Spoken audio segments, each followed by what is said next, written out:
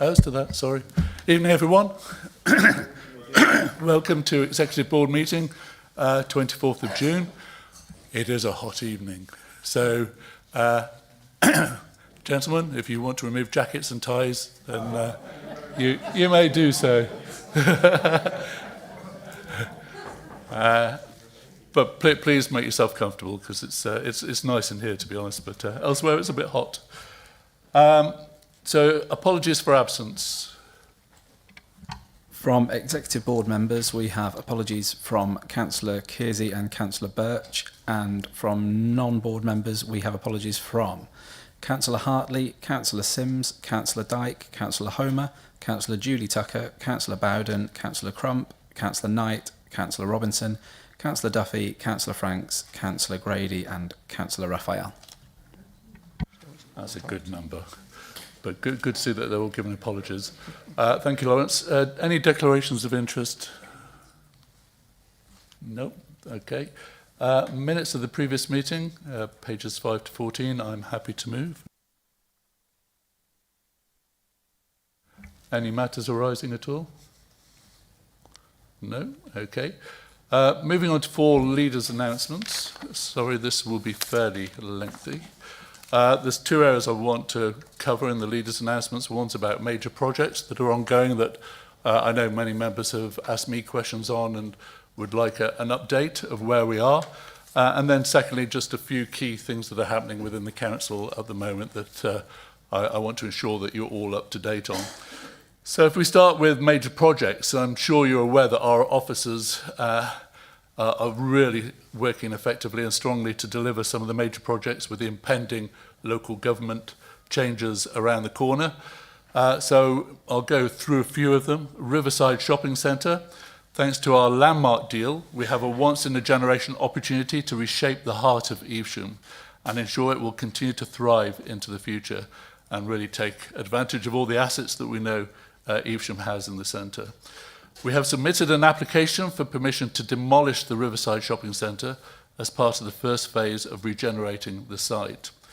We're proposing to clear away the 1980s centre along with the multi-storey car park to create a site ready for redevelopment into a mixed-use residential, retail and leisure scheme. We expect a decision to be made on the application by the end of August. Savills, I think you saw the announcement go around, have been appointed to act as our commercial partner. Their role will be to help shape the vision for the redevelopment of the site and attract investment by securing the right partner to deliver the mixed-use scheme. But you need to be assured that it's our decision on what we go forward with. It's just they will be coming up with some options. We are working on the commission of demolition contractors and expect to appoint subject to the planning approval by the end of August. So with Riverside, we are effectively full speed ahead, and we want to bring that change as soon as possible for the benefit of Evesham and the surrounding area. Droitwich Leisure Centre, you'll know that we had a few initiatives there supporting the recreational area within Droitwich. The Leisure Centre was still on track for completion on September the 1st, with the new learner pool and reception. The completion of the car park works is due to commence the 2nd week in September for completion of 18th of September. You'll know that, for those that know Droitwich, we've completed the new longer car park, but now having redeveloped the leisure site, we need to complete the car park around the leisure centre itself. So that will be commencing shortly. Next to the leisure centre will be the new skate park and pump track. The contractors for the skate park started on site yesterday, and the pump track will start on site tomorrow. Both scheduled to finish in around 8 weeks' time, and we know that's always weather permitting. The landscapers will be on site mid-August to put 200 millimetre, could have been 20, 200 millimetre of topsoil and grass seed around both sites, plus youth shelter and a low-level lighting and path. All due completion the 1st week of September, again, weather permitting. You'll know with the tarmac that if it's too hot, that could be an issue, but I think it's just this week, the heat, isn't it? It's going to go colder. The Lido, we have a final design that we are happy meets customer expectations and is within budget. And we'll be arranging a resident information event in mid-July to show the plans to the public for the redevelopment, which will include a brine pool, spa, bistro, larger cafe, improved changing rooms, and safeguard the future of the terrific amenity, which is much needed in weather like we have today and hopefully will be much used in the future. The Raven Hotel, those again that know Droitwich, when we're coming to the 11th of September, it will be 1 year since the dreadful fire ripped through the historic asset. Recently, we announced we intended to take further action against the owner of the Raven Hotel in order to force work to be carried out to make the building safe following the devastating fire. The owner has had every opportunity to engage with us informally and to do the right thing. Despite repeated requests for a detailed timeline for when their work would start, we have had limited engagement. Our concerns are for public safety, and they have not been alleviated. So on Friday this week, officers will be in court to secure an order setting specific dates for works required to make the building safe. Failure to meet any order made by the court will allow us to pursue formal enforcement action. We will be issuing a media announcement following the result of the court hearing, which will contain more information. Believe me, the team here at Wychavon have put an enormous amount of time and effort into the legal case, working with partners to make sure that it meets all the statutory requirements. Former police station next door to us, work is almost complete and expected to have a handover by mid-July. We're currently advertising the first floor office space for rental. Then the final one with the major projects is the Laurels Avenue initiative at Offanem. Following the approval of the planning application, we're now going through the process to appoint a build contractor to start work on the housing development on the land, which provide much needed local affordable housing by summer 2027.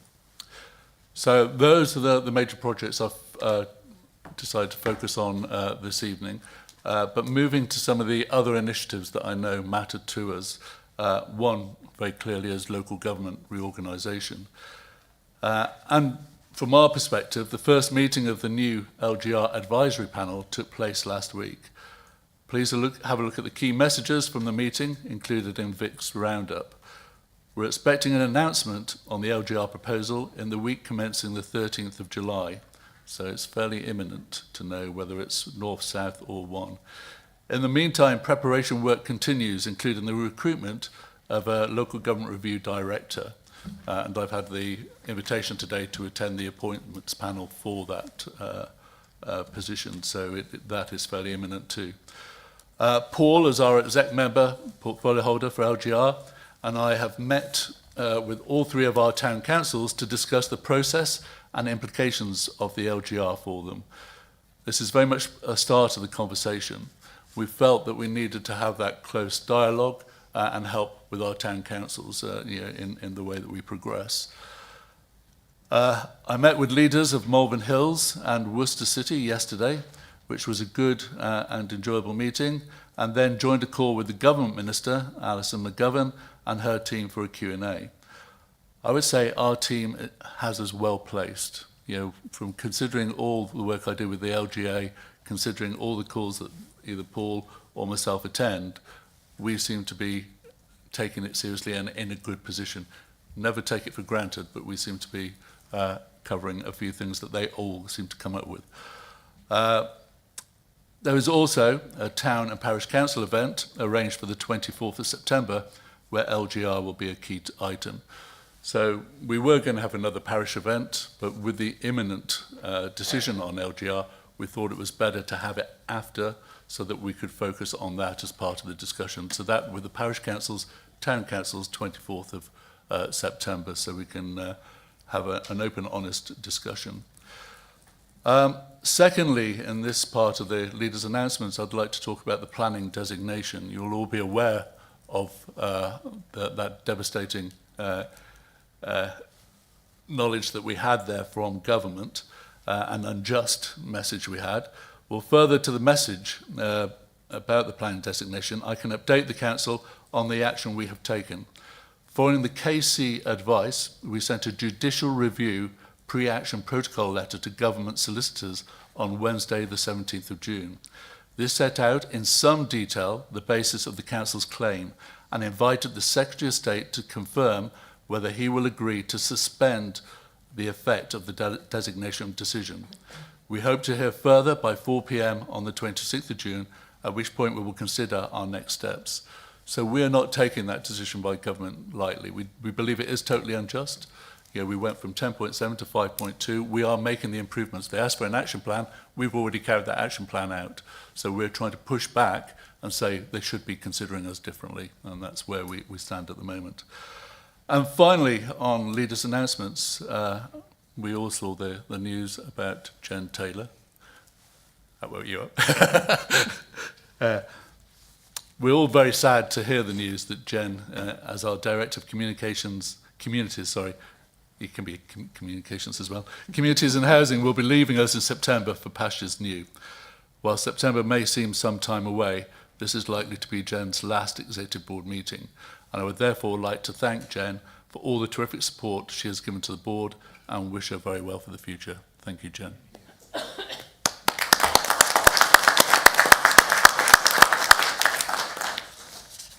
You will be missed. Okay, so moving on to number 5, public question time. We've had no questions from members of the public. Thank you, Lawrence. So on to the main part of the agenda. I'd like to pass to Councillor Della on item 6, the housing assistance policy. Yes, thank you, Leader. And I would like to add my thanks to Jen for all her support. This is a pretty straightforward item. So I'm happy to propose this policy sets out how we use the Better Care Fund to provide disabled facilities grants and other support to help people remain independent in their homes. It has been reviewed following the creation of the shared Worcestershire Housing Adaptation Service, which has replaced the service previously provided by Millbrook. There are no significant material changes to the Wychavon policy, but there is now much closer consistency across the 6 councils. So the new service has been more consistent ways of working, and residents get a similar level of support offer regardless of where they live in Worcestershire. The opportunity has been taken simply to clarify the language. Thank you, Chair. Thank you, Rick. And to second, Councillor Beverley Hardman. Happy to support this amendment, thank you. Okay, thank you. Any questions? Any questions from members? No? Can we take all in favour then, please? That's unanimous. Moving on to item 7, the housing enforcement policy. So back again to Rick. Yes, thank you, Leader. Again, it's a fairly straightforward item, but I would like, if you'll forgive me, Leader, to share my thoughts on how the Renters' Rights Act has been implemented or given to local councils. So the government's approach to renters' rights continues to expose a widening gap between central policy ambition and local delivery reality. On paper, strengthening protections for renters is welcome and a necessary step in a housing system that has far too long left tenants exposed to insecurity, rising costs and uneven standards. However, the way these reforms have been pushed through essentially raises familiar and unresolved problem, implementation without adequate funding and expectation without meaningful support for the authorities tasked with making it work. Local councils are once again being placed on the front line of enforcement and compliance and expected to absorb significant additional workload, case management and regulatory oversight, yet the financial allocation attached to these responsibilities is minimal, to the point of being shambolic. In many cases, it equates to barely covering a fraction of a single officer's post, while the operational demand runs into multiple teams, complex case loads and raising a rising public expectation. This mismatch has real consequences. It risks weakening the enforcement capacity that we're implementing, stretching an already under-resourced housing team further, and undermining the very protections this policy claims to strengthen. At the same time, councils are left managing the broader pressures of continuing housing shortages, where the demand for outstrips supply and every additional regulatory duty adds strain to an already fragile system. There is also a persistent pattern here. Central government designs, local government delivers, and the funding fails to follow a realistic level. Consultations may occur, but genuine responsiveness to local authorities' concerns often appears limited once legislation is set in motion.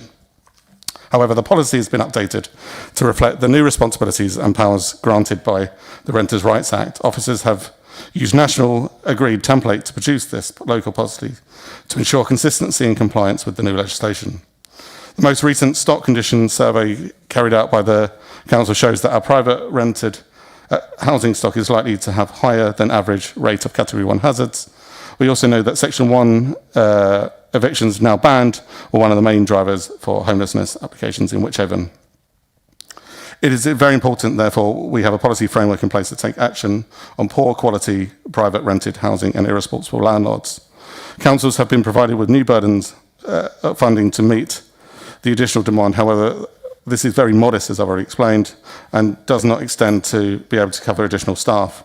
It is also time limited to 28-29, and the government stating that councils should generate income from ongoing enforcement on an ongoing basis. This means that having an updated policy and fees and charges and schedules in place is even more important. Once again, it seems central government seemed content with announcing sweeping reforms while leaving local authorities to quietly absorb the cost, workload, and the inevitable blame if they do not add up.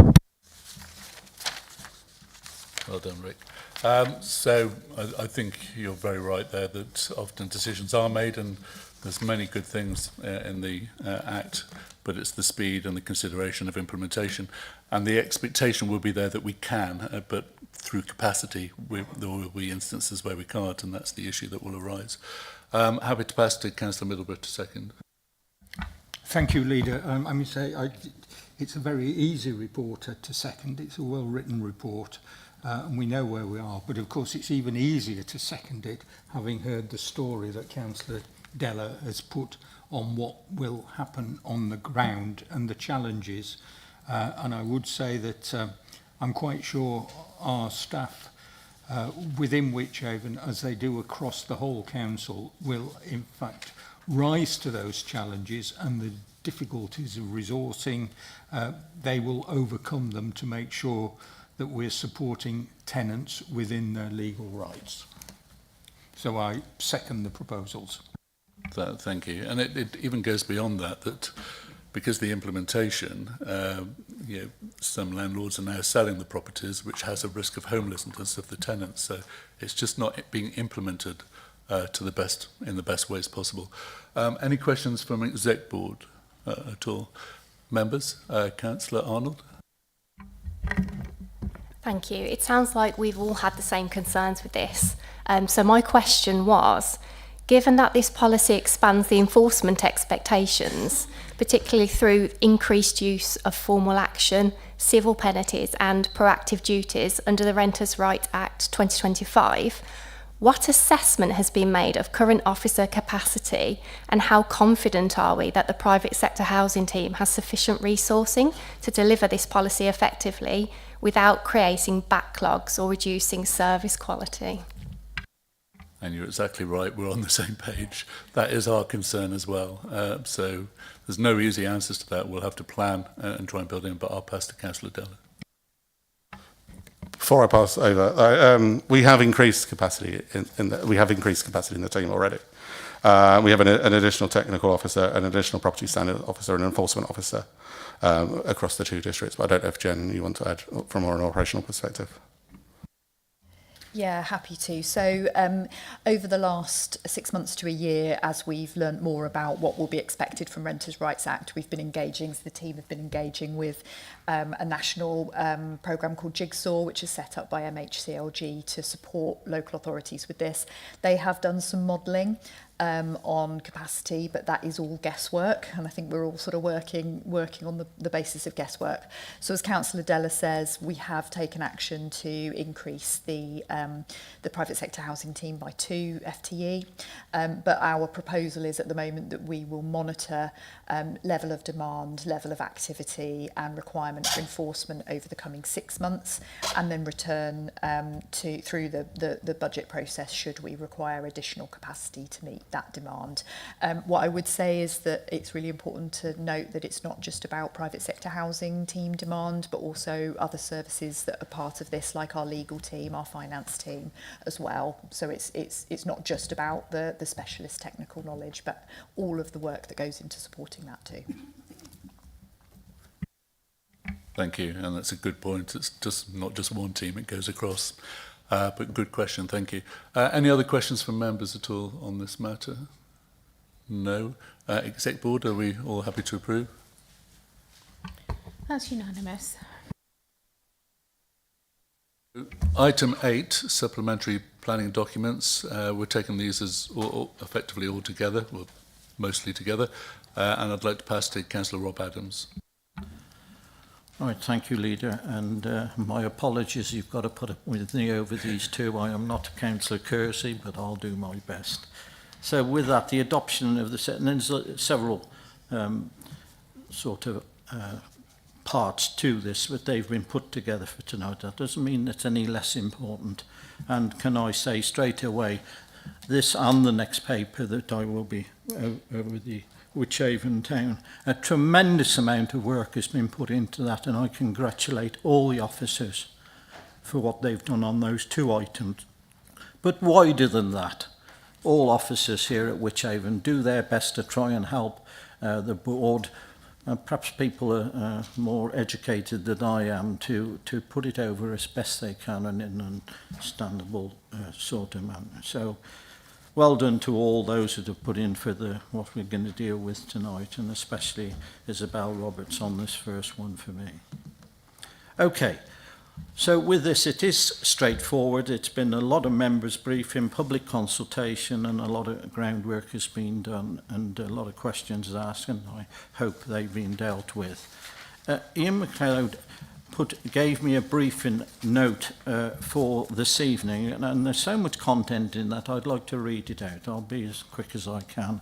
Following consultation, the majority of the supplementary planning documents and SPD. I always like it, you know, when they say what it stands for. If you've ever been reading through a report and you've got about 3 or 4 pages in, what the dickens, and you go back and then eventually you find it. But these SPDs, supplementary planning documents, and guidance documents were refined to improve usable clarity and alignment with the policies in the South Worcestershire Development Plan Review.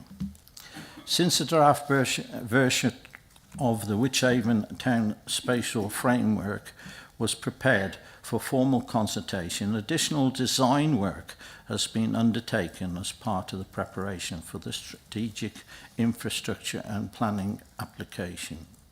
The spatial framework has been amended to reflect these changes alongside the location of the SEND schools, which will be co-located within the delivery of the secondary schools. No changes were made to the South Worcestershire Air Quality SPD. A number of modifications were made to the South Worcestershire Affordable Housing SPD to confirm the site-specific needs will draw on both the strategic housing market assessment and the Council's housing register. Housing for You, greater emphasis is placed on the supporting sustainable communities, and the SPD has better alignment with policies SWDPR 19 and SWDPR 20 in relation to the national landscape and the SWDPR 17 for accessible standards, renewable and low carbon energy. Clarification, not too much longer, clarification, renewable and low carbon energy. Clarifications have also been included on the housing accord and the commuted sum calculations for affordable housing. For the South Worcestershire Development Contribution, SPD, changes include clarification regarding the scope and transport contributions and alignment to the document within the SWDP R32 area of informal recreation. The SPD also provides greater clarification on the relationship with Worcestershire County Council, particularly relating to education. The healthcare section has been updated and proven a clearer related to education. The healthcare section has been updated to provide a clearer methodology or calculations contribution to provide greater clarity and transparency. The Wychavon Design Code, SPD, sets out the Council's expectation for high-quality new homes and places within the district. Targeted modifications were made following consultation, specifically relating to the distinction of what developers should do. Requirements focus on essential, policy-backed and measurable matters. These are the points that would normally justify refusal. Should requirements set a clear expectation but allowed flexibility to respond to constraints on sites and priorities like affordable housing. And just to finish up with, these changes do not lower standards but are focused on making a code more practical and efficient while still developing high quality locations, distinctive developments. The Malvern House and Wychavon Sustainable Building and Construction Guidance is no longer an SPD, but a guidance document reflecting the best practice rather than policy implementations. The content has been streamlined with clearer signposts to relevant policies and best practice. Now, with that note, I'm just looking across towards Ian. Is it possible to share this, Ian? Are you happy with it? Absolutely, Councillor Adams. No Okay, reason why you can't put it I don't know whether it's all right, Leader, that we can put this in with the minutes or let members know. I think it's good to go in the minutes. If we pass it to Lawrence, then I'm sure it can go out as part of the minutes, which would be help Lawrence with the minutes. So Thank you. That's all good. But thank you, Rob, and thank you for taking that on Right. to lead. Appreciate that. To second, Councillor Middleburgh. Can I just move the recommendation? Sorry, Mr Chairman, and then I'll let Paul. So the recommendation at 2.1, 2.2 and 2.3, I move. Thank you, Rob. Thank you, Rob, and to follow on, I will second the recommendations. I mean, so there's 500 pages of important data and decisions and direction for determining how Wychavon's future will actually look within the landscape and the community. So within that 500 pages, I think I'd just pick out two things in relation to the South Worcestershire air quality and developers' contributions. We are actually looking at the investment of infrastructure and working together. And I think finally health and education have, I get into trouble for saying pulled their finger out, but are actually participating in actually infrastructure planning for the council. And I think the other great thing that's there, it's been in digestion quite a long time, hasn't it? But we wanted to get what we actually could see as a sustainable arrangement within the design code, and that's fantastic that that is there, and will no doubt be taken account of in planning decisions for the future. So I formally second. Thank you both. There's a lot of important stuff in there, to be honest, as we lead towards planning. I know if Councillor Kersey was here, she'd probably touch on the design code. She did when we took it out to consultation, but I know she's particularly proud of that one, and how it's gone through the time from Bradley Thomas, MP, to our previous leader, Councillor Chris Day, and to where it is now and moving forward, that we've really got a really effective design code to go out there. And I'd like to thank the officers, in particular Rebecca, for leading on that. So any questions from Exec Board at all on these? From members? There was a hand up. Councillor Rowley. Yes, I did manage to comment on some of the SPDs. But my question is, the one on sustainable building, I can't remember the exact title of it, it recommended that properties should, where possible, be oriented so that it was effective for solar panel installation on roofs. But that didn't seem to be reflected in the design code. Could I say how that could be reconciled or emphasised, or have I missed something? I don't know. I'm going to ask Ian to interject. No, you've not missed anything. So obviously building control standards now, solar panels are part of normal construction of buildings. So that gets taken into account through a slightly different regulatory route than what we would need to do in terms of design and other outputs. So different statutory procedures, but very much both taken into account in decision making. So they will be taken into account anyway? Absolutely, yeah. Councillor Charles Tucker. My comment is one relating to the design code. Looking at section 6.6, blue infrastructure. You may have heard me talk about my concern over watercourses and the protection that is required, I think, in any new and major development of like Wychavon town, to ensure that we do get actually a proper protection for the existing watercourses. I noticed from the design code that the reference to bomb craters has somehow been removed. I'm sorry about that, because I thought it was a very evocative way of saying about the things that we don't really want to see. But obviously it was a bridge too far for some of the other interests, I think. But there is a glaring omission in the question of blue infrastructure, and it links back to the question of surface water drainage, and that is, there is no reference in there to control of litter. And one of the main issues which one gets from surface water drainage is the litter that comes down with them. And there's nothing in this report or this design code about requirement to provide means of removing litter or preventing it actually from getting into the watercourses.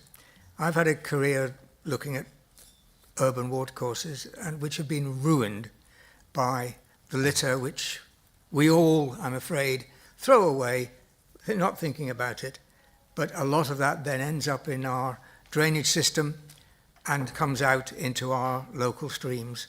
And the last thing, I mean, if we look at our comparison with the references to green infrastructure, everybody recognises that we've really put a lot of effort into green infrastructure, but there is this glaring gap in relation to blue infrastructure, that question of litter and managing the quality of our existing watercourses has failed to address. So I'd like to ask, how are we going to address that, and how are we going to enforce the questions or the issues within the blue infrastructure? I see nice pretty diagrams, but I don't see any actual enforcement. Okay, thank you, Charles. And you have always been an advocate for the blue infrastructure. I'm sure it's implied, but I think what Councillor Tucker is saying is it should not be just implied, it should be detailed. But I'll pass to you, Ian. Absolutely. I mean, it's a very valid point, obviously, and something we would take into account when we're actually determining a planning application in consultation with Severn Trent Water. So measures to protect litter, and it would be in the practical implications, through a planning application that we would have to consider that and look at how we would mitigate against it. But that would be too detailed a point for the design code in general. Chairman, I'm afraid I'd say that doesn't cut the mustard. With the very best will to Ian, the design code, the designs which we receive routinely day by day are 30-year-old designs, and they take no account of the litter issue, or in fact of the hydraulic issue of the way that they impact on our local watercourses. And we accept them day by day, and frankly, I don't think we've got the capability to really look at them properly. That's why I was hoping that the design code might specify a little bit more and give us a few more teeth, that we could actually say, in the design code, it says you must put in bag filters to remove litter before you're discharged into the watercourse. That's one way of doing it. They do it a lot. A lot of that is done for instance, in Australia. Councillor Tucker, did you respond to the consultation? No, I didn't, Right. Because we are at a stage now, so I understand everything that you're saying, and it really is important, but we'll have to look at it separately than through this means at the moment. Any further questions at all? Councillor?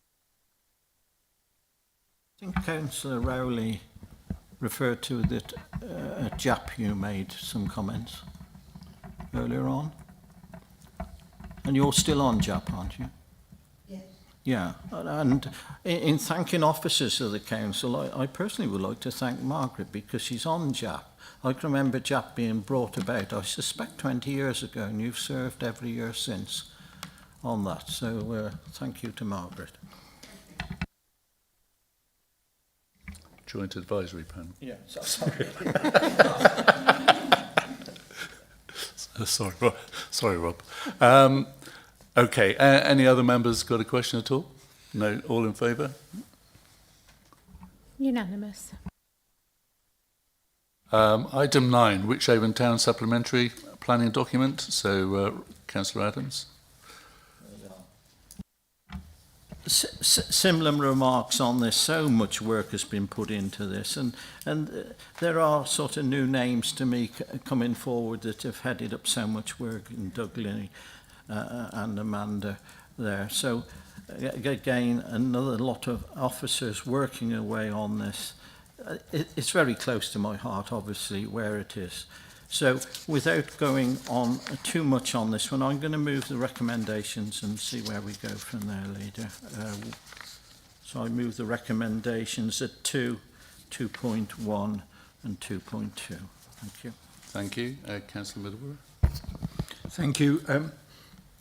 I think what this document shows is actually how far we've moved on Wychavon Town, and we are setting up the real framework for when we start to see construction and buildings and people moving into the town. And without this early work, we could have had a right mishmash. I know some people are worried about aspects of it, but this does actually set up a fantastic framework for those early stages for a development which is going to mature probably over 30 years. And without this, and without it at an early stage, we could be in quite a sticky ground, and we'd be wondering in 5 years' time, why didn't we do this and why didn't we do that?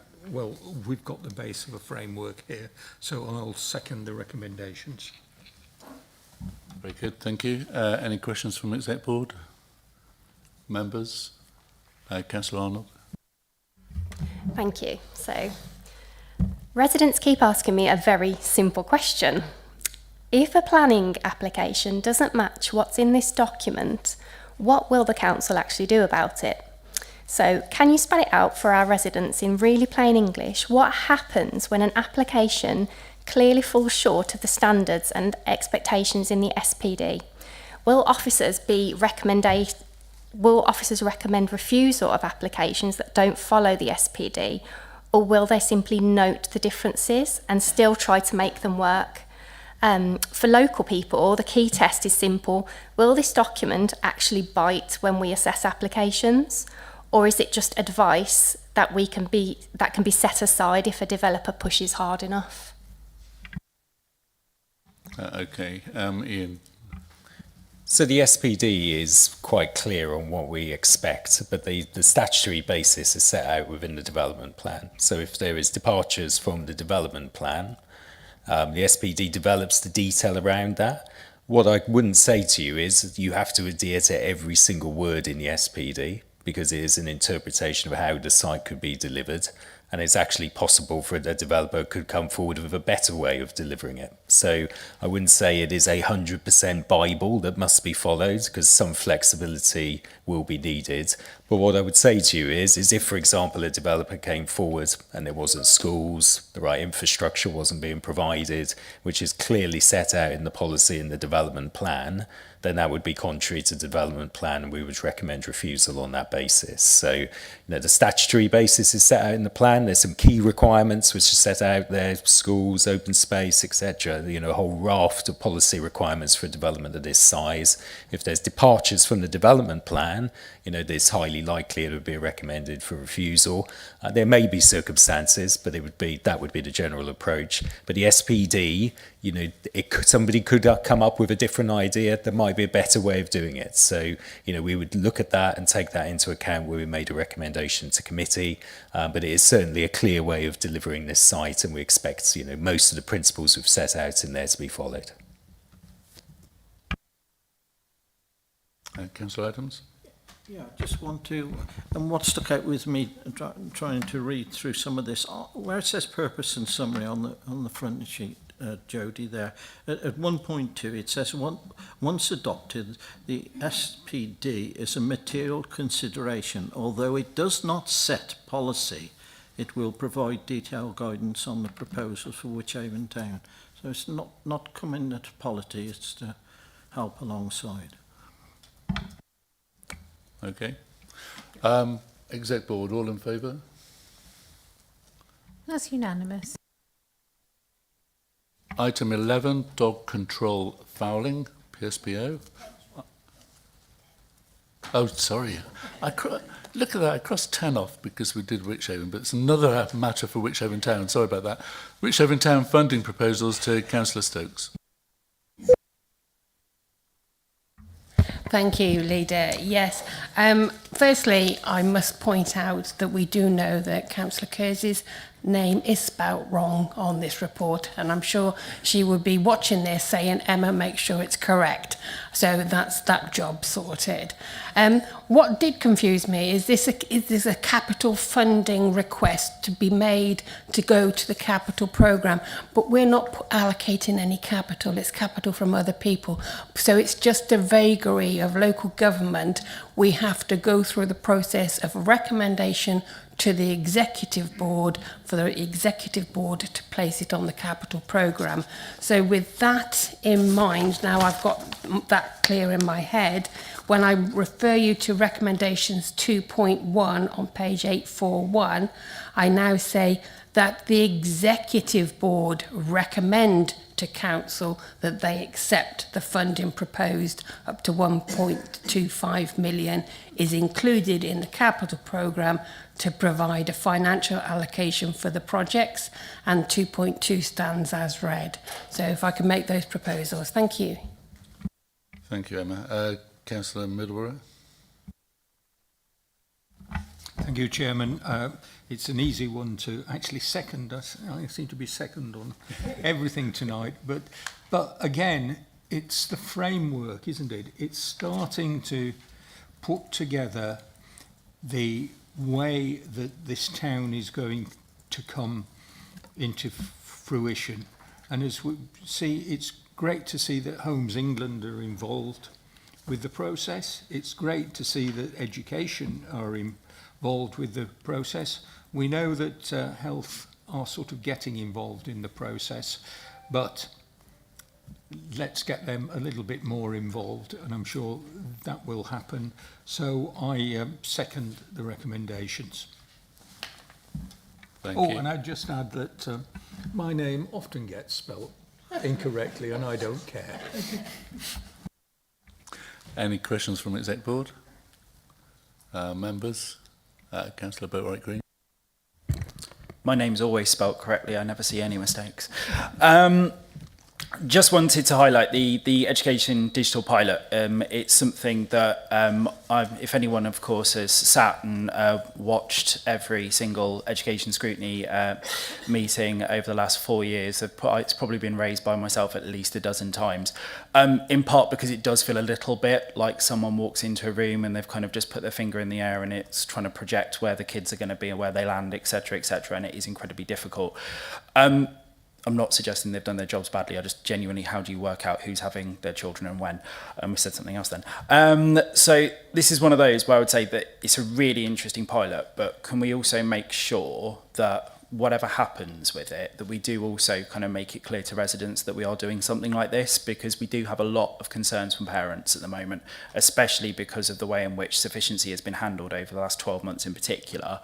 I think it'd be a really good way of just kind of showing to residents that we're taking this seriously, because it is something that we do need to make sure that they understand what's happening, especially with what Jodie had just said about the SDPs and kind of how planning applications work. Yep. Councillor Stokes. Yeah, it was one of the things I actually highlighted, thinking it was a brilliant idea, and how it's going to work. I'm pretty keen to watch this, and similar to you, we need to ensure that people understand that we are growing. This is a growing remit, and we need to make sure that it's future-proofed. But how do we future-proof it? How do we get the correct infrastructure and education in the correct place?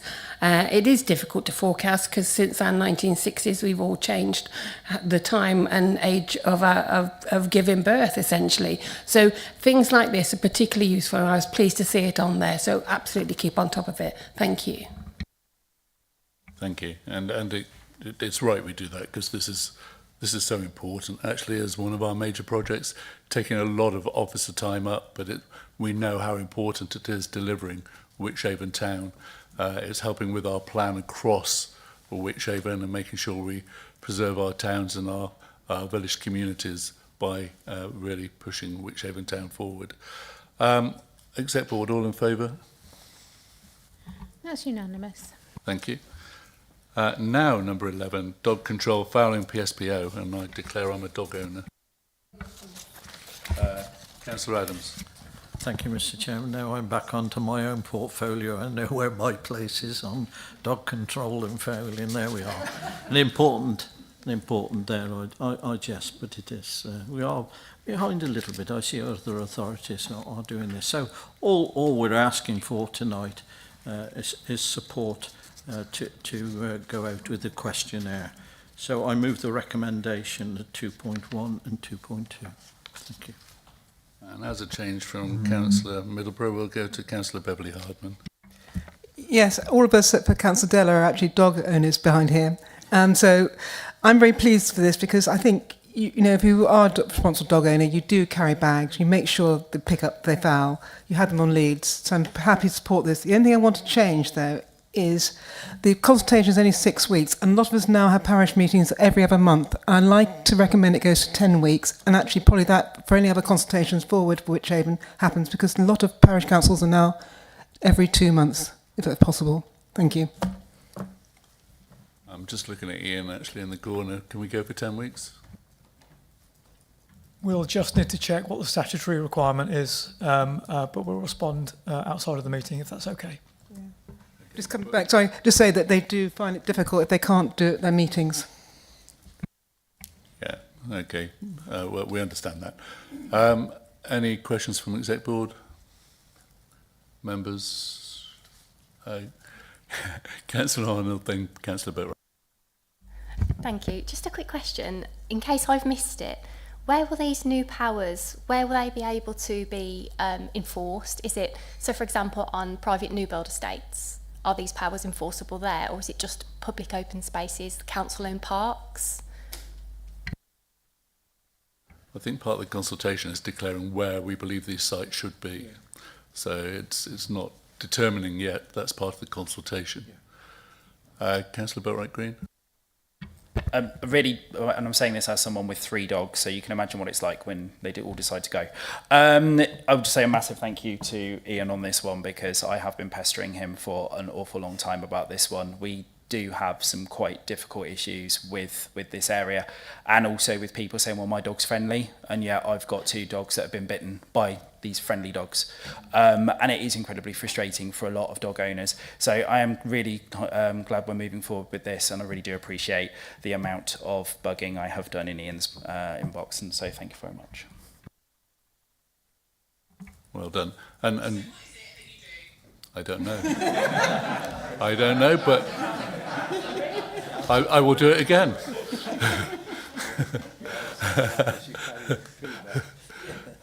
Yeah, and I would concur with what's been said. You know, as a dog owner, you know, you want to be responsible, and you know, if we have legislation and rules that allow us to show that we're responsible, that helps others, then I think that's appropriate. Okay, all in favour on the exec board, please. It's unanimous. Number 12, 25-26 budget outturn, Councillor Stokes. Yes, thank you, Leader. You know, I am actually happy to propose the recommendations on page 853 that the Executive Board considers the budget outturn for 25-26. This is a full year, and very many thanks must go to Alice and her team in getting this report ready, at the same time preparing the year-end accounts for both the new auditor and with an amended asset valuation process. So thank you. The outturn is great news.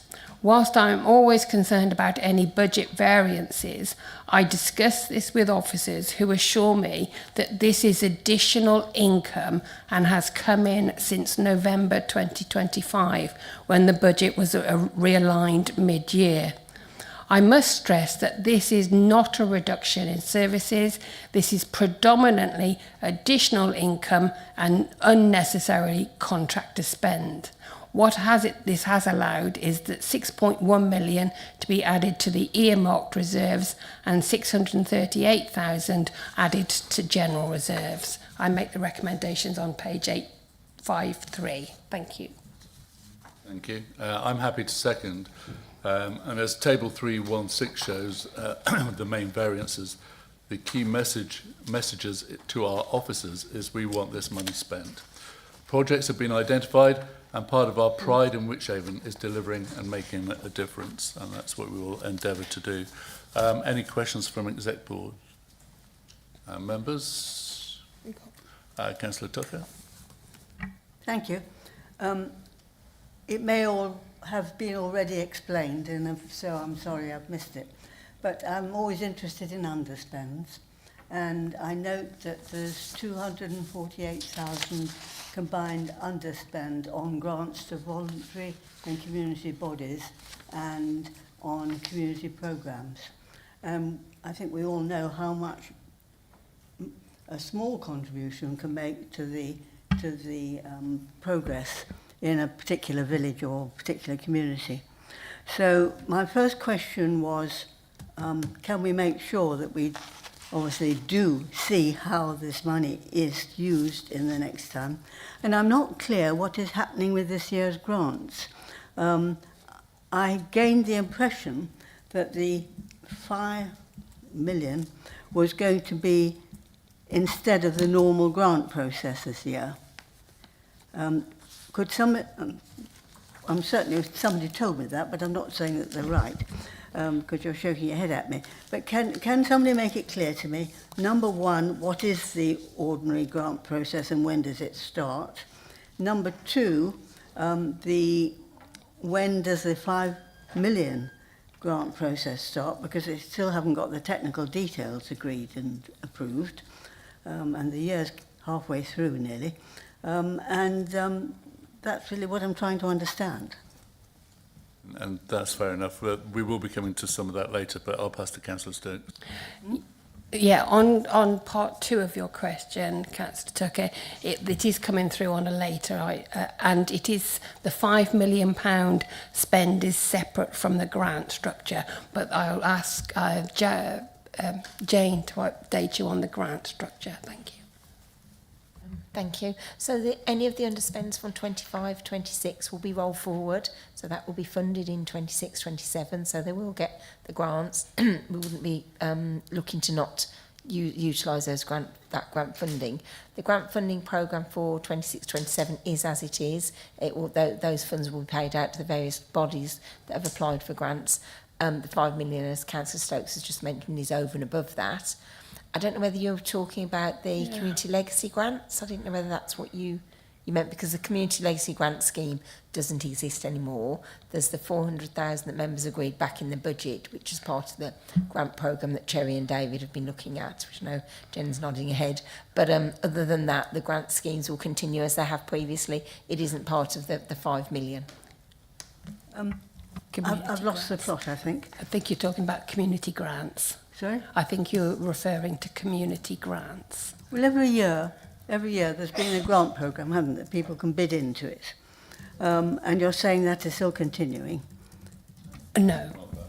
Right, you're not saying it's continuing. So what is happening then? The underspends on your voluntary and community bodies and the community programme will continue to be spent this year, and the £5 million will be started in process now. Right.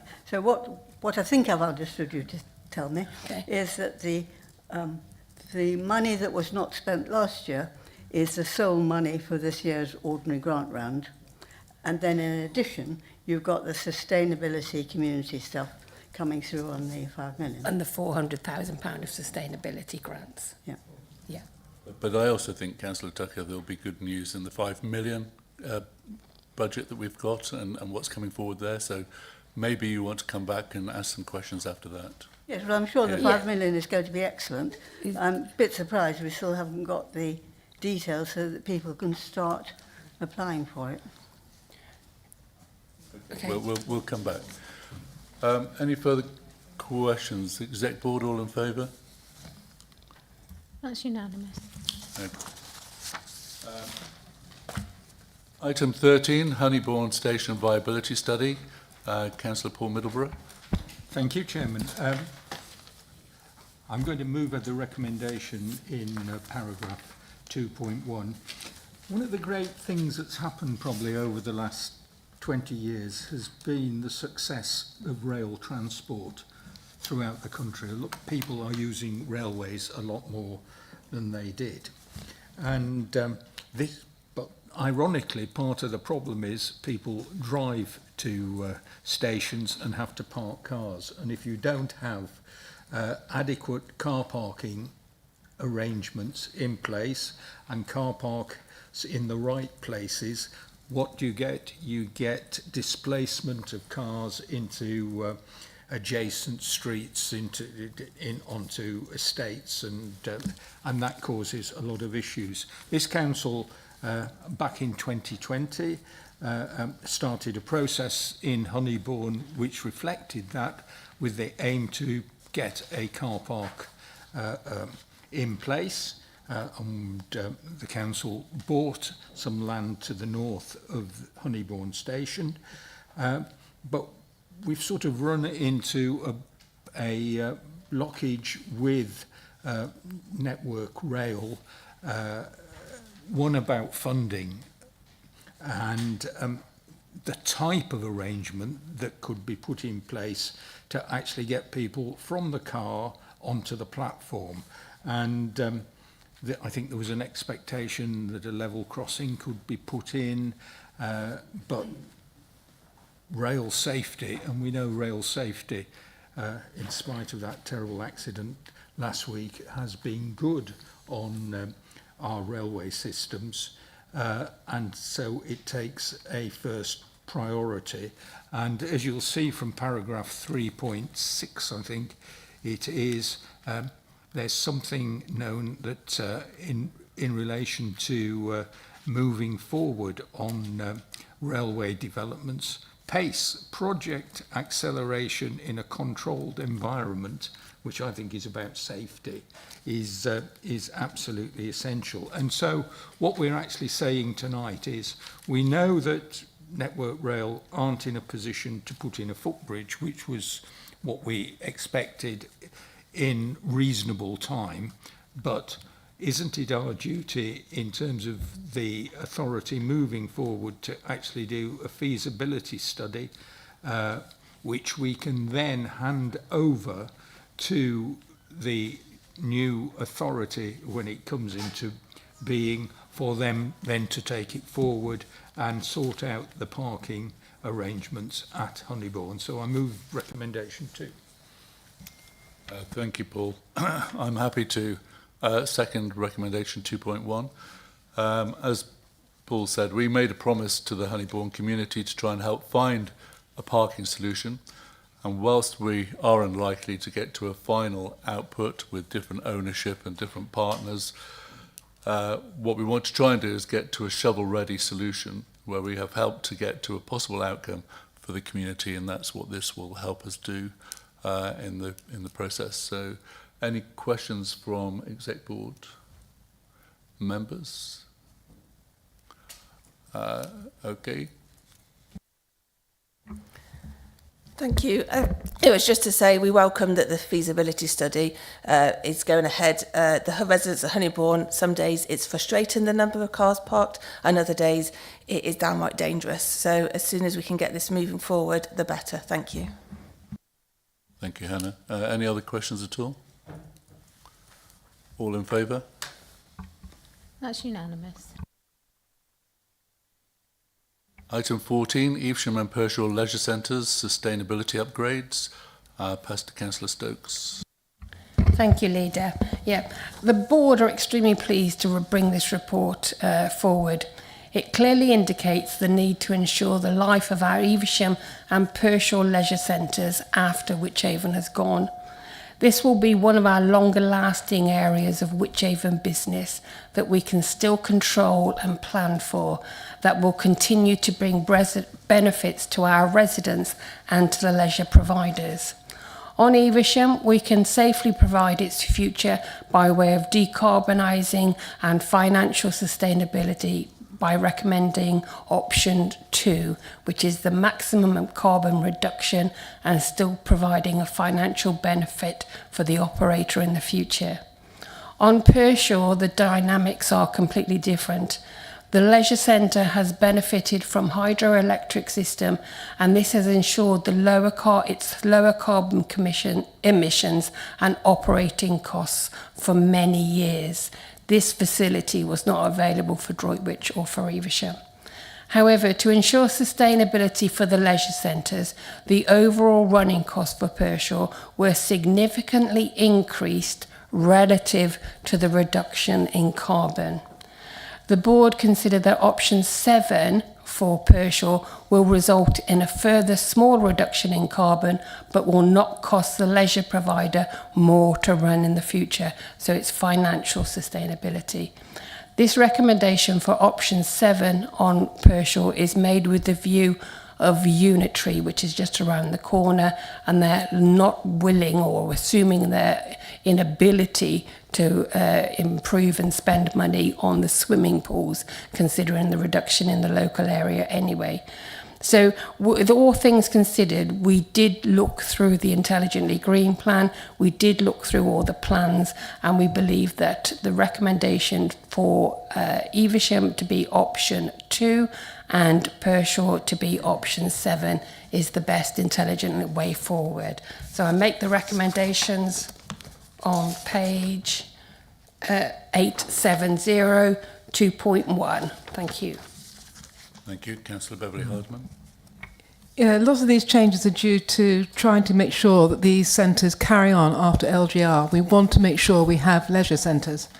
So we're going to upgrade. I was really surprised and learned that the infrastructure at Evesham was 18 years of age, and at Pershore even more, 24 years, which is astonishing. I thought it, so that we do need things like roof repairs, we need new boilers. And at Pershore, one thing we are doing is we're going to put the new boiler on a new platform, so hopefully it's above the floodplain, so it won't be affected if the river floods. And that's really important. So that's why lots of these changes, to make sure these are still running in years to come, because with LGR coming down the road, we don't know what's going to happen to these centres, and we want to make sure they have been given everything they need to carry on. Thank you. Okay, any questions from Exec Board? Members? Councillor Charles Tucker. Thank you, Chairman. Well, it is undoubtedly disappointing that more effort hasn't been put into improving the situation at Pershaw. But I do acknowledge that because of quite innovative and constant pressure over the best way to improve the carbon footprint of the Pershaw Leisure Centre, that it has already improved quite a bit already. I'm just surprised. Well, we've known for a number of years actually that Evesham was the really bad boy in this situation, and I can't.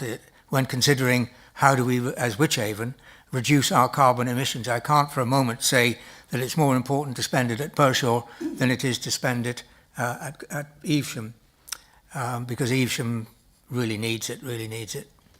And I understand the arguments for ensuring sustainability for the future.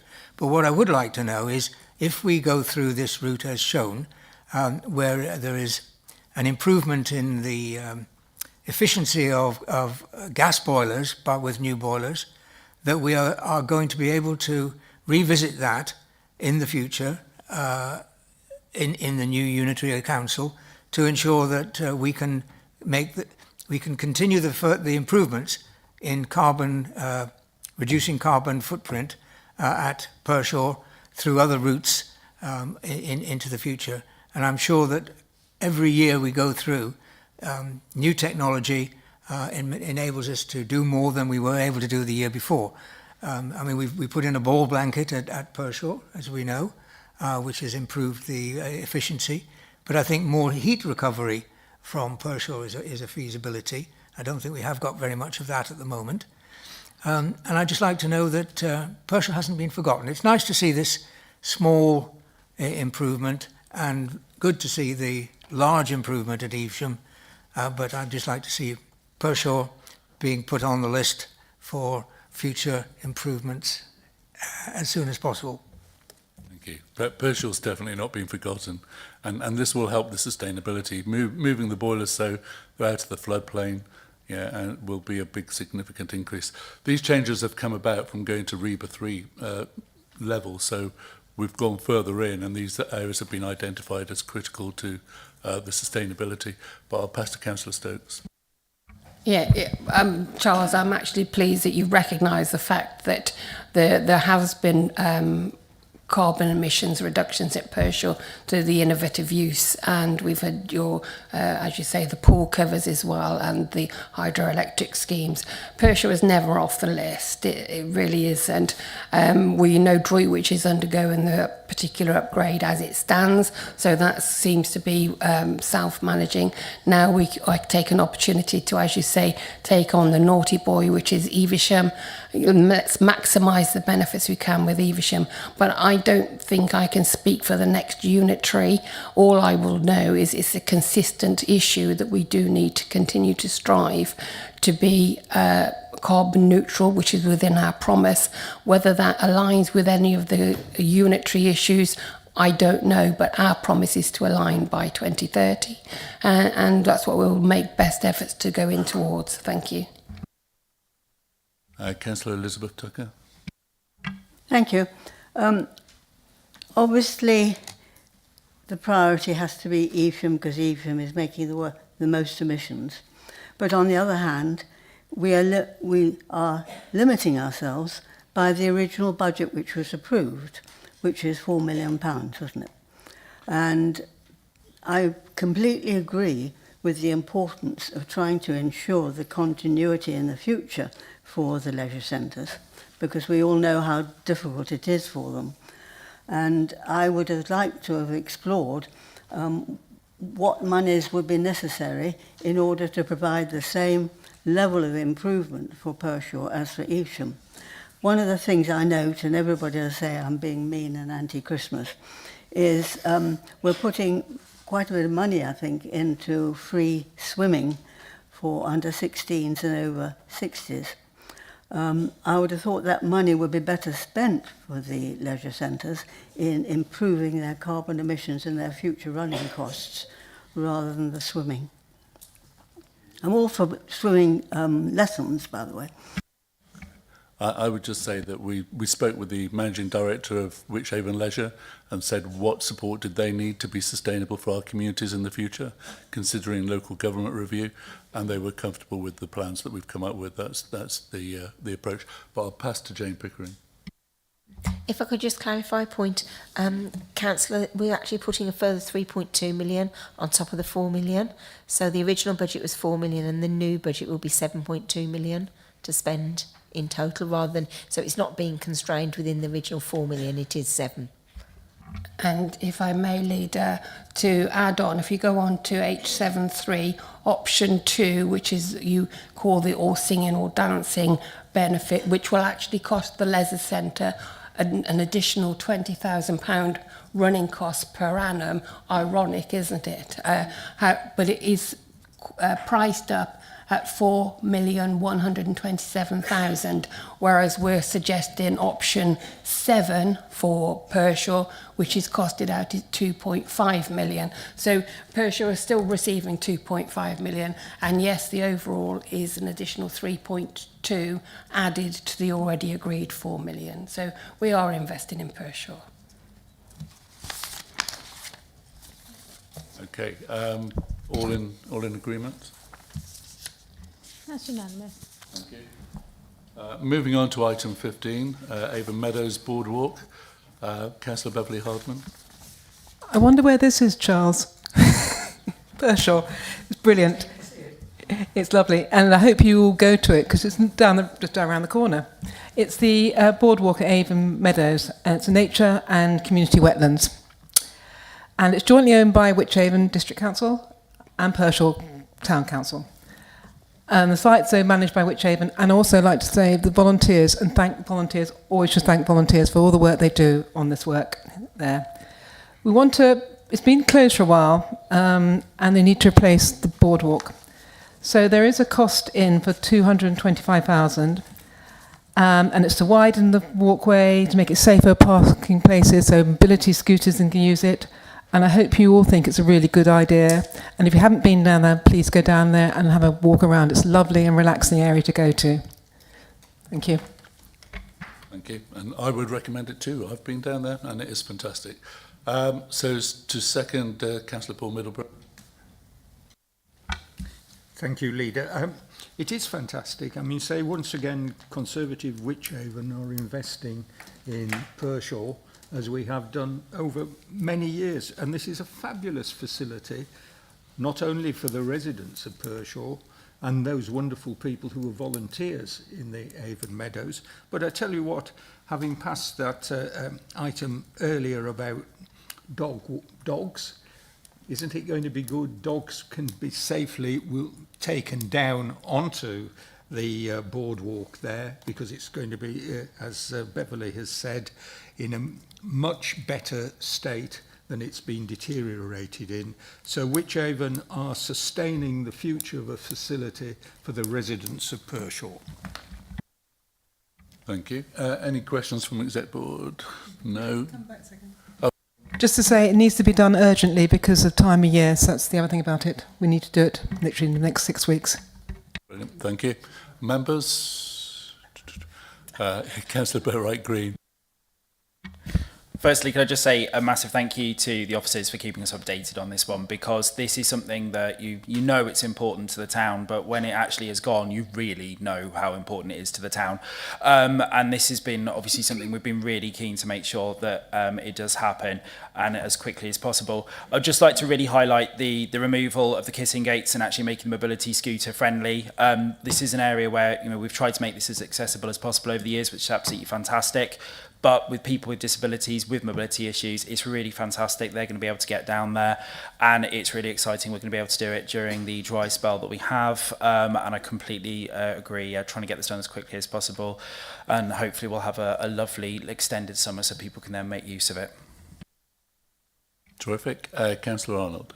Thank you. It was just to say actually that this is very much needed, and the residents of Pershore will be incredibly grateful that this fix is in place. I live about 60 seconds from this walk, and it's been much missed, and lots of our residents have said the same, so we are very, very grateful.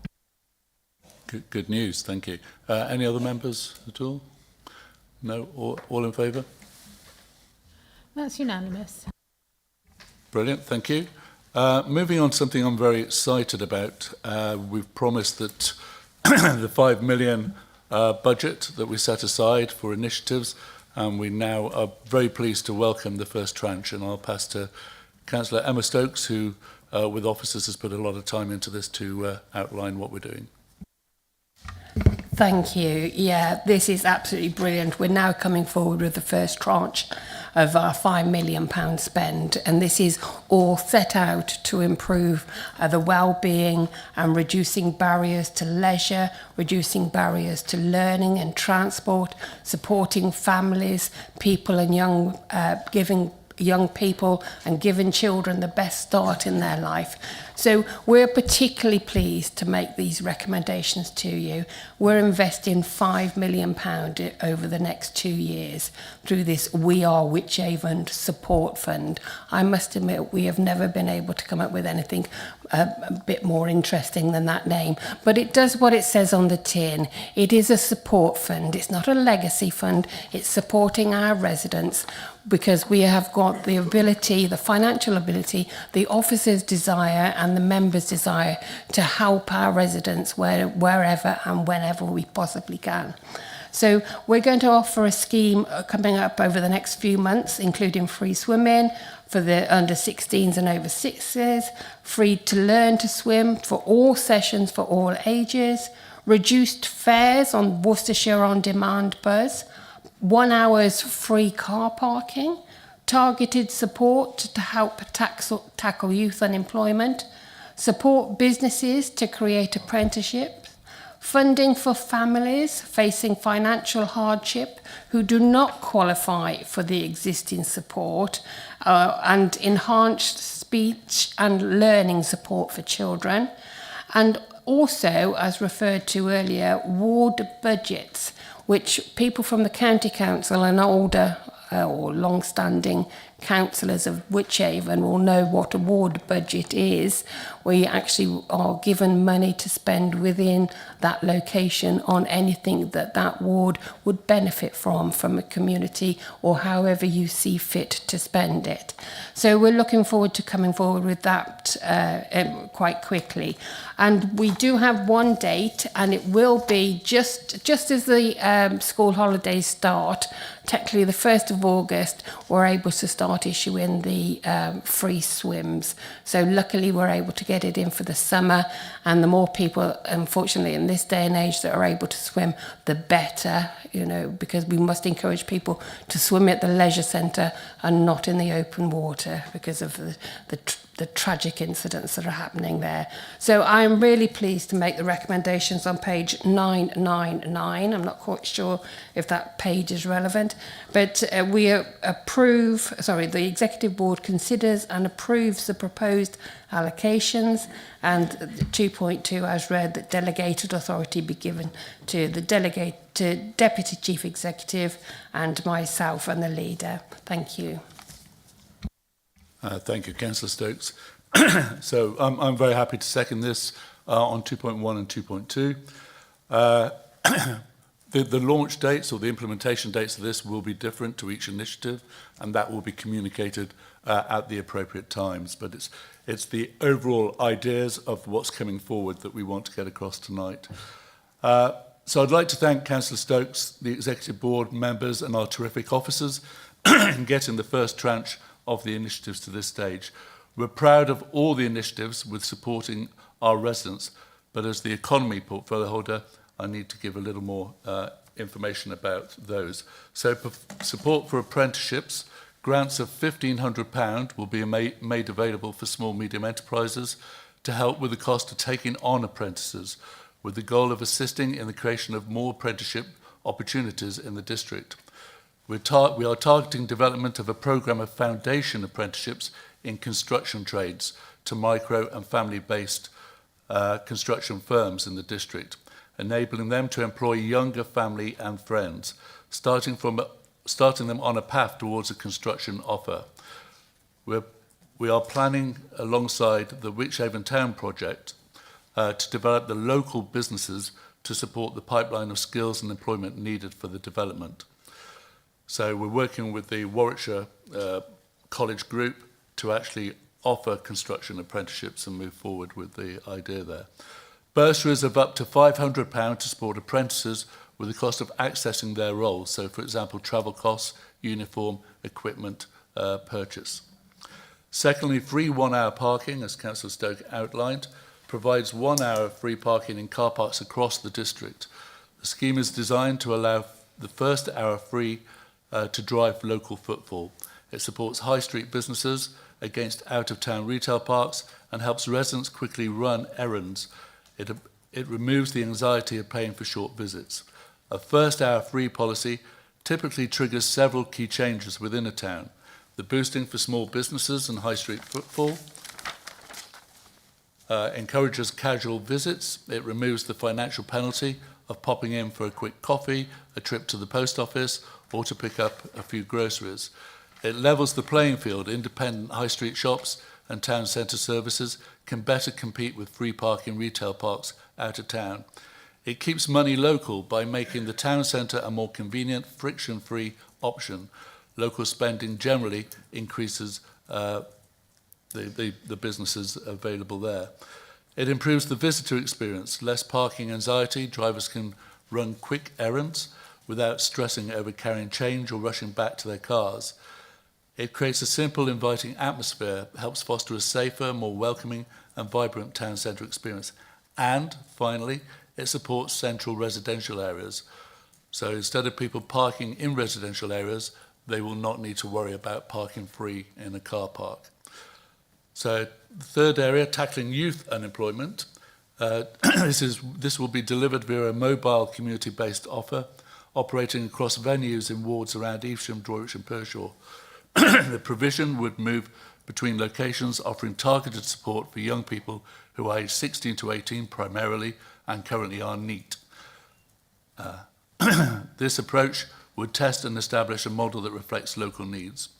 Wards with the highest concentration of youth unemployment include Benchworth, Droitwich West and Evesham North. So I am happy to second the paper, but happy to pass to colleagues to further input on their initiatives. Adela. Thank you, Leader. I have a little bit to say, so forgive me. How great is it that we have the resources to do this? A big thanks go to Councillor Stokes, Jane and the team for bringing these proposals forward. At a time when so many councils are being forced to cut services, scale back ambition and focus solely on balancing the books, we are investing in our residents, investing in our communities and investing in opportunities that will generally improve people's lives. As we look ahead to LGR, we believe that it's important we give something back. And we can do that through things that we directly influence, control, and these proposals demonstrate that exactly. It's generally refreshing to see a package of measures that focus on improving people's everyday lives. These are practical investments that will make a real difference across Wychavon. I particularly welcome the proposal for free swim for under 16s and over 60s. It comes back to focusing on what we can control, supporting our residents' well-being must be a priority, and exercise plays an important part in that. My daughters love swimming. It's always a joy to take them. My mother has undergone 15 full hip operations, so swimming is the only form of exercise she can comfortably do.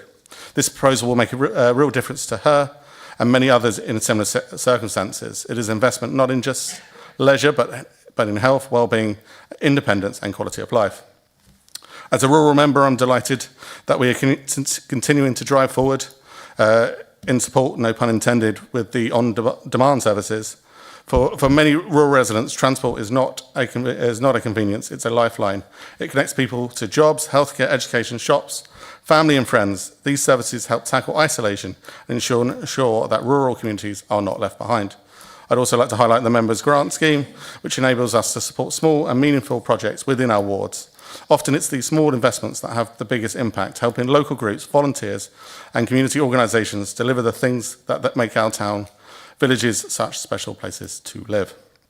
However, the proposal that stands out to me more than any other is the support for families. As I've said many times before, the reason I am here is to stand up for those who are just about managing. Those families in our communities, the families who work hard, do the right thing, pay their bills, contribute to society, and ask for very little in return. They are the backbone of our communities, and yet often they are the very people who find themselves falling through the gaps. When families reach out for help, when they finally do reach out for help, they hear those all too familiar words, sorry, you do not meet the criteria. Not because they do not need help, not because they are not struggling, but because the central government system says no. Too often central government funding comes wrapped in layers of bureaucracy, rigid eligibility criteria, and one-size-fits-all rules designed to fit a national formula rather than the reality of people's lives. Families can be doing everything right, working hard, raising children, contributing to their community, and still find themselves excluded because they happen to fall outside a threshold set by someone who has never met them and never will. That is what frustrates me. That the system is often measures need through spreadsheet formulas and box-ticking exercises. It treats people as categories rather than individuals, and it assumes that a challenge faced by a family it assumes a challenge faced by a family in Wychavon can be understood and solved by a framework designed hundreds of miles away in Whitehall. I do not believe that. I believe councils understand local need better than Whitehall ever will. We see the realities behind statistics. We know the families behind the forms, and we understand the pressures people face because we meet them, we speak to them, and we represent them every single day. We see the parent lying awake at night wondering how they will cover an unexpected bill. We see a family doing everything they can to stay afloat and slowly falling behind. We see people who are too proud to ask for help until they've exhausted every option. And when they come to us, they do not need another barrier placed in their way. They do not need another form. They do not need another explanation of why a government scheme says no. They need someone prepared to listen. They need someone prepared to act. That is why I believe this proposal is one of the most important investments we can make.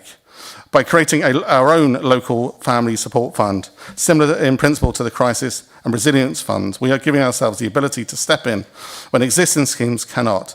This fund will allow us to support families facing genuine hardship who may not qualify for essential government assistance, but nevertheless, they need help. Whether it is helping a family through temporary financial crisis, supporting families facing unexpected costs, or providing assistance that prevents a problem becoming a full-blown emergency. This fund gives us the flexibility to respond to the need rather than simply apply a rigid set of rules. In short, it allows us to trust local judgment over distant bureaucracy. More important, it sends a message about the type of council we are. We are not going to shrug our shoulders and point at a government funding formula when we know family needs help. We are not going to hide behind process and tell residents there's nothing we can do. Where we can help, we will help. Where we can make a difference, we will make a difference. Because while Whitehall may understand systems, Wychavon understands people. While central government sees categories, we see communities. And while others ask whether someone fits the criteria, we ask how we can help. Every one of these proposals reflects a simple belief that local government should improve people's lives, whether it is helping a child to swim, helping an older resident stay active, connecting rural residents to essential services, supporting a community project, or giving a struggling family the helping hand they need. These measures show local government at its very best. As we move towards LGR, I want residents to remember one thing: structures may change, boundaries may change, organisations may change, but our values must not. Those values are simple. We back our communities, we invest in our people, and when our residents in need, we stand with them, because that is what Wychavon does. We do not just provide services, we create opportunities, we strengthen communities, and we change lives. And today, through these proposals, we are making that commitment once again, and we are standing by the mantra that Wychavon has your back. Well said, Rick. Well said. Any other exec board member? Councillor Beverley, but just a quick one on health. The health one is important. Swimming, I must admit, I'm not a keen swimmer, but two of my family will happily do 1K and think nothing of it. But I think it's really important to encourage people to get to use them, go swimming. It's good on people who can't move properly their joints, young children to swim. And my ideal dream would be you get them on-demand bus, a group of you in a community, and you go swimming. Thank you. Brilliant. Councillor Adams? I'm glad Beverly spoke because I don't like following Ricky's. I just want to just say a couple of words in support of the ward budgets. That's the one thing when I finished with the county council some years ago that I missed the ward budget. People would come up to you and say, is there a little bit of divisional fund, let's get it right with the county council. You know, and I'm sure all of us here will at some time or other, even if you're on your first term on the district council, you will have been asked, is there a little fund that we could help the kids down in the village for this, or the parish room, or support the old people, senior people going on a bus trip or something like that. You'll all have been asked, is there a little bit of money? Well, now there will be, as you can help that. For some of the organisations, you know, to just give them £200, it makes hell of a difference. And it puts a start in, and then they work towards match funding, that sort of thing. So I really think you'll enjoy being part of giving Wychavon money away for these good causes. I know all of you. Please use it. You know, it's there for the using and helping your residents. Brilliant. And divisional funds will really help your your own wards. So look out for initiatives. Councillor Paul Middleborough. Thank you, Leader. This I see, and I'm not saying it as eloquently as Rick has done, is actually a package of things for real hard-working people, families and pensioners. And it's about that. These aren't the headline-grabbing stuff that the government did, who said, oh, we're going to make it really easy for families. We're going to cut VAT on trips to Alton Towers and trips to Legoland. This is for real people who live locally and who aren't going off on the great expense of going to Legoland or going to Alton Towers, and there are other ones, no doubt. This is about them being able to go swimming in the pools with their mates, not get in the car with the family. It's about socialising. It's about cheaper car parking for the families. It's about those business opportunities that some of the older students and kids may have in terms of the apprenticeships. And as Rob says, the ward budgets, I think, are for those little bits and pieces across our own areas. We used to have them at Wychavon, and actually some councillors were very poor at spending them, and it's sort of faded away from that. But this is about supporting the local scout group in your village. It's about putting a little bit of money into the dementia groups that are meeting and giving them maybe perhaps the opportunity to have a trip or something off. So I'm really pleased that this first part of the package of 5 million has come forward in support of hard-working families who are under, as we know, significant financial pressure. And we're easing it a bit, and we're not doing headline-grabbing nonsense. Thank you, well said. So I'm happy to take any points or questions from members. Councillor Boatwright-Green. I just want a quick clarification on a sentence. Just in the car parking one, it says, in addition, it is proposed that Sunday car parking charges are used to support the local visitor economy. Can I just get some clarification on the areas where we don't have car parking charges on a Sunday? We're not now getting car parking charges. You're quite right, we're not. But Broadway does have Sunday car parking. But what we will do to support Broadway is we will give them a grant that would cover that Sunday parking so they can use it in their own economy and visitor attractions. Councillor Elizabeth Tucker. I think we're all very excited in February with the proposal for 5 million, which, as I understood it, was to enable communities to be in the best possible position for going forward into a very uncertain future. I didn't pick up, and I think it's obviously morphed a bit since then, that it's also to do with just giving people a boost and nice things. as opposed to concentrating on the future and the sustainable future for everybody. The points I wanted to raise were particularly the on-demand fare. Now, as I understand it, the on-demand fare of £2.50, you propose to reduce to £1, but to do that, it will only be for the time when we're paying the money. And since the fare itself is related to the costs of running the service, I'm assuming that there's then going to be a nasty surprise for people who've got used to spending £1 for the on-demand service. It will have to go up to whatever the cost is by the new council at the time. Now, what is the point in giving £1.50 for every one of our travellers to the county council?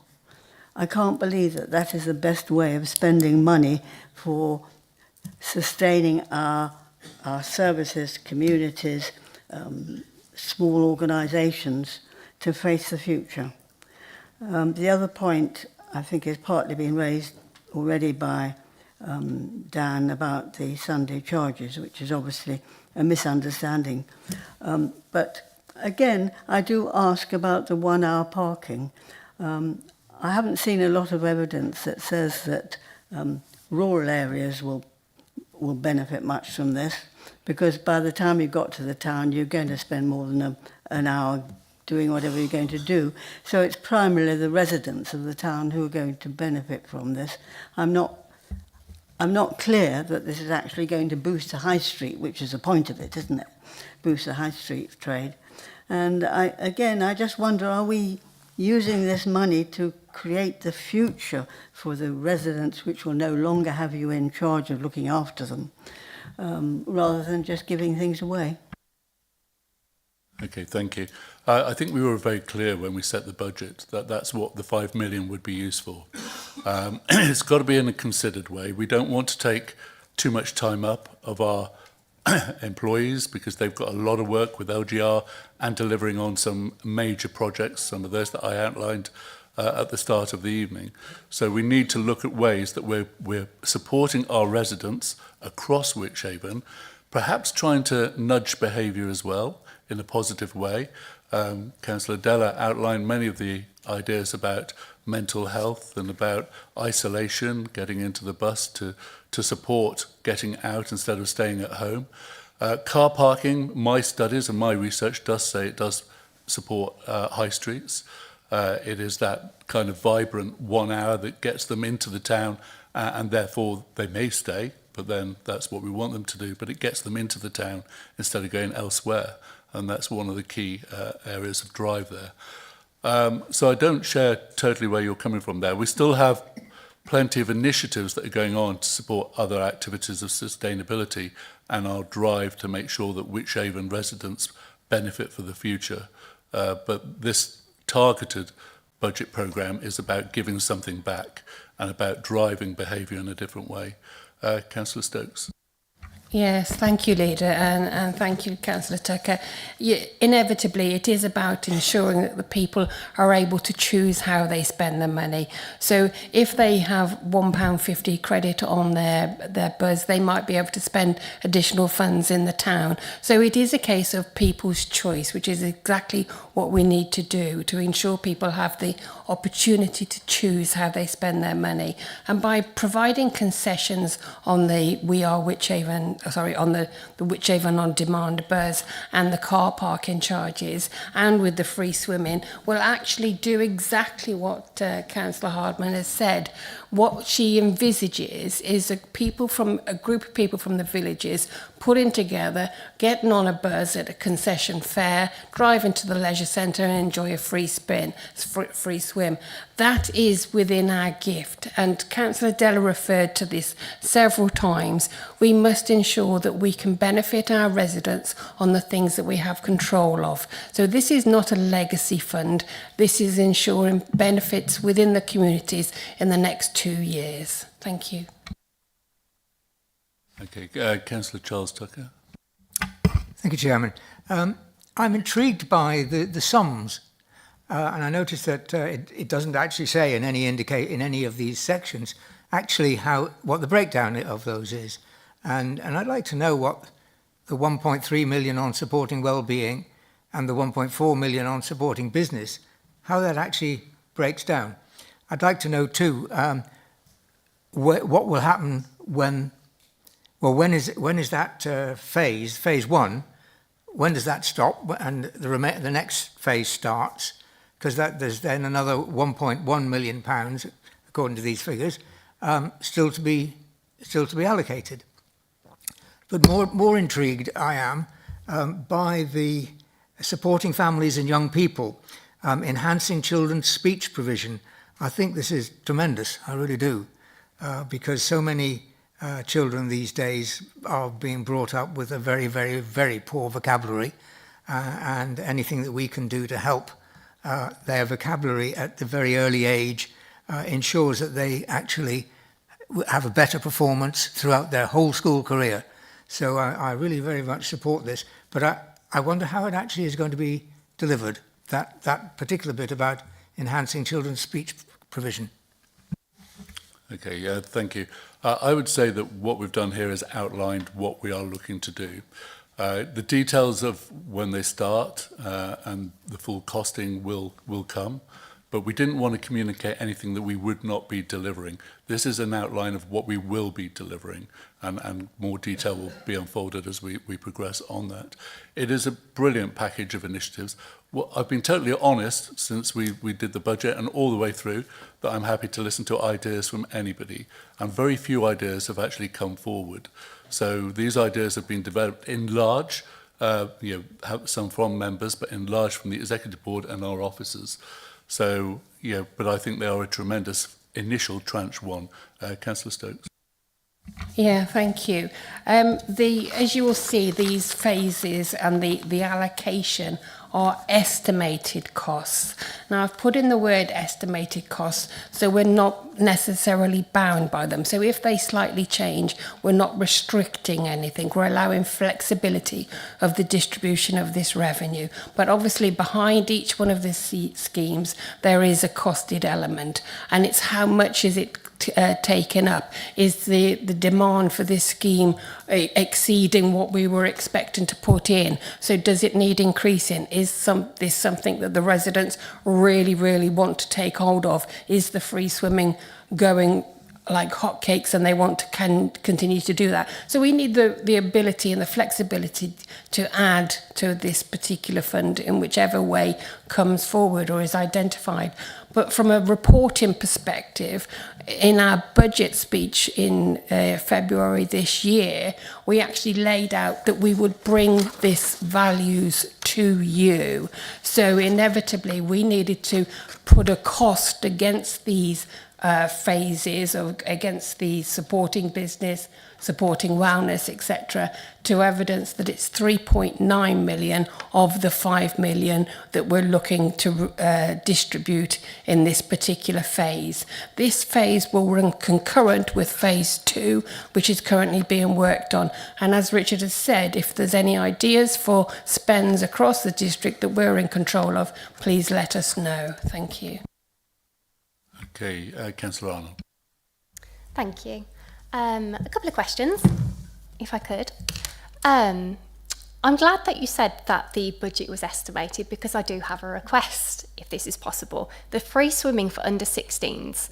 I do think that our 16 to 18-year-olds tend to be a little bit forgotten. They are in that no man's land. They're not treated as children, but they're not adults. Can we extend this free swimming to under 18s? I think that would be so beneficial for our communities. The age group was something that we looked at, and we looked at, perhaps people that were just care leavers and things like that. So we'd been more specific, but certainly take on board the actual age bracket in general. But I can't necessarily agree that tonight, obviously, but it's the concept, it's things like that. Perhaps that is the next phase. It really is that good. Thank you. Yeah, it's really important that this age group is not forgotten, because like I say, it's easy to do because of their age. The second part of my question, well, really, it's curious. how we are going to target youth unemployment.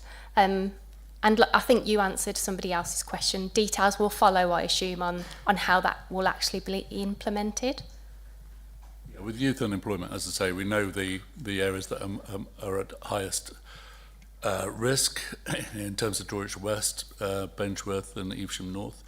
But we are working with the provider at the moment to work around how we will get to the detail, and we'll outline that nearer the time. And how you get to that age bracket. For sure. How you yeah. engage. Yeah. Okay. And just to say, these are really good ideas. And I think it's amazing. And I've put some ideas forward, so we're still working on those. So hopefully they'll be coming forward soon across everything. I think that's everything. Thank you. Thank you, Councillor Arnold. Anybody else at all? Councillor Reeves. Hi there. Thank you. I have a question, please. It's brilliant to see the key headings here: well-being, business, families, young people and sustainable communities, and all the details of the spend in phase 1. But may I please ask, when can we expect to see details of phase 2? And will that be impacted should the government, in light of LGR, put a spend stop in place? I had very much hoped to see a couple of key projects appear on the list here, supporting and investing in Evesham's Common Road to Twyford Health Corridor, championed by the Two Shires Greenway, connecting Stratford upon Avon through to Evesham, and visit Evesham's tourism superstar Mick Hurst's proposal for the Battle of Evesham Tourist Centre, supporting schools, bolstering our district's historical significance and supporting wider long-term tourism. So if I may state my strong support for both these projects that lean very much into every value set out within this funding, and any measures that we can provide to secure these two projects before and throughout the next stage of LGR would be very welcome. Thank you. Okay, some of those projects will be considered separately. The 5 million fund, the idea is not to be a location specific. It's to try and get as much as we can across Wychavon. They may focus on the towns with some of them, they may focus rural with some of them, but it's not one location. So it's nothing particularly for Droitwich, it's nothing particularly for Evesham. It's more general than that. So dedicated or specific initiatives will take outside of the 5 million in that respect. I don't know, Vic or Jane, if you just want to talk about Section 24 and the impact of that. Yeah, Section 24 direction means that when we have a shadow council, and that won't be until May 2027, that significant spending decisions or new commitments or asset sales by this council need to be also signed off by a shadow council. If the elections to the shadow council don't take place until May 2027, then the Section 24 direction can't have effect until that date. So we have until effectively at least May 2027 to make decisions without having to refer it to a shadow council. Thank you. So we're well aware that that's lying ahead, but that's why we're looking at the spending and the opportunities within Wychavon. I'm happy to go to the vote. This is a superb list, and I'd like to thank the officers for all their time supporting these and getting them out, particularly Jane. All those in favour, please. That's unanimous. Moving to item 17, we are Wychavon Q4 end of year performance report. So I'll take this initially. So the report covers the final quarter of 25-26. Whilst Wychavon has been delivering promises and major projects, many of our staff, though some more than others, have been involved in work on local government review. Our residents' survey results were down on certain areas of satisfaction, but overall, a continued good outcome, especially in areas that we know we are strong on, such as waste services, parks, leisure centres, public toilets. There has been good recognition of the council services with several awards across the council, which I've been very pleased to see. The direction of travel has worsened for a few areas, such as the amount of residual waste collected and the proportion of vacant commercial units in Pershore and Evesham, but we're well aware of those and working on plans. We're also well underway with the implementation of our peer review action plan. Remember, this is our good to great goal and continuous improvement. And the report shows that 19 of the 54 actions are completed and many well progressed. You may have seen the posters for the staff connection days around the building, which have been shaped by employee feedback and brings all staff together to share knowledge and learning across teams. 88% of our staff said that they learnt something new and 68% said they connected with staff in other teams. So the initiative is proving invaluable, and that was an initiative to support this good to great. We won't rest on our laurels. We know we're not perfect, but we know what more we can look to do. I'm sure you would like to thank all our staff for the great work that they do day in and day out, and I'm happy to put the report forward. And I'd like to pass to Councillor Emma Stokes to second. Yes, thank you, Leader. As you would expect, I've picked up on the financial performance, which is on page 1016 of the report, but I'm happily second the recommendations. Thank you. Thank you. Any questions from the Exec Board? Members? Does it need a vote, or is it just for noting? Thank you. Moving on to 18, references from committees. So, Councillor Rob Adams. Right, thank you, Leader. So I'll just buzz through there. And one very interesting I'm going to mention in a moment too. So this is from the advisory panel held on the 11th of May. Pershore New Homes Bonus Allocation. This is some residual money that was left over from a previous application, and they've used part of it, and part is still left there. So the panel considered a request from Pershore Town Council to use the remainder of their New Homes bonus already agreed to be reallocated towards the new community stage bandstand on Abbey Park. And obviously we all supported that, that the remainder of the allocation of 114,517 from the New Homes bonus be allocated to the Abbey Park community stage bandstand project in Pershore. And now this one, which I think Vic may like to come in and elaborate a little bit more, but this is a community-led rural transport promise update. The panel received an update on the community-led rural transport initiative. It was advised that 142,000 remained available within the Ticket to Ride fund, and members were asked to consider a request to allocate up to 25,000 towards the operation of a car club in Pershore. To be managed by Co-Wheels, the original proposal was to submitted by Rooftop Housing Group and form part of the planning conditions associated with the new development Almery Close housing opposite the Abbey car park.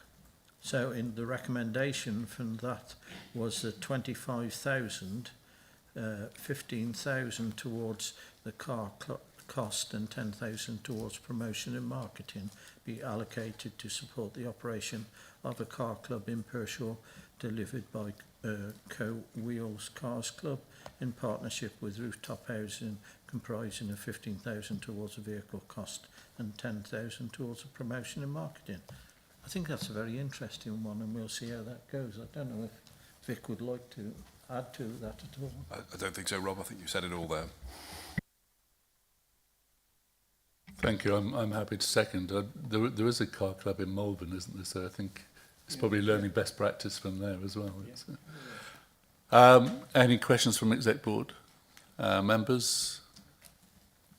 No? All in favour? That's unanimous. Thank you. That closes Executive Board, so thank you all for your time and your input, particularly to the Exec Board and officers, but thank you all. You may now have a rehydration break.